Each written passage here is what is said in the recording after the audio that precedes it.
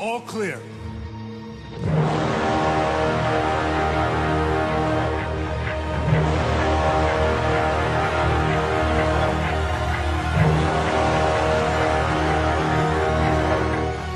Well, in Hitman Absolution, 47 is on a most personal journey for him yet. He is, at the time we catch up with him this time, he has just killed his old handler Diana, which is a very, obviously a personal thing for him. And he has now been asked to find a girl called Victoria.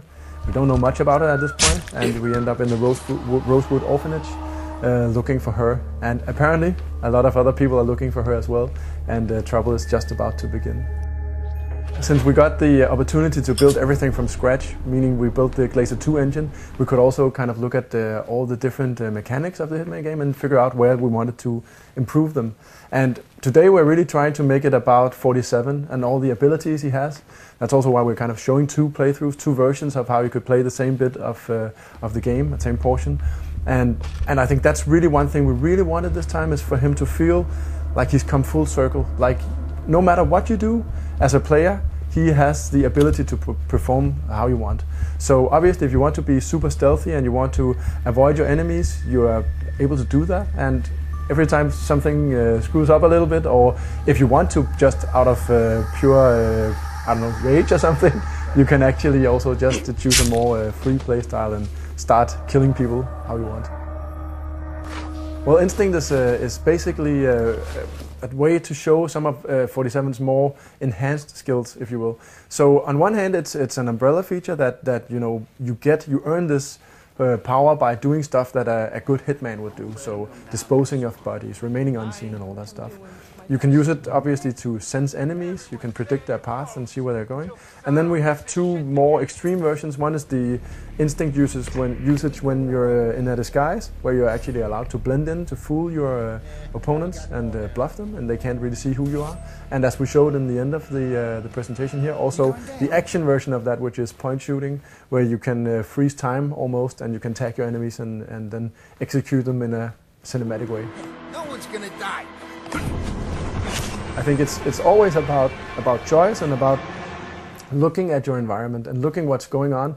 And then if you actually explore the game, it has a lot of different things to show you that might not be apparent at a first glance, basically.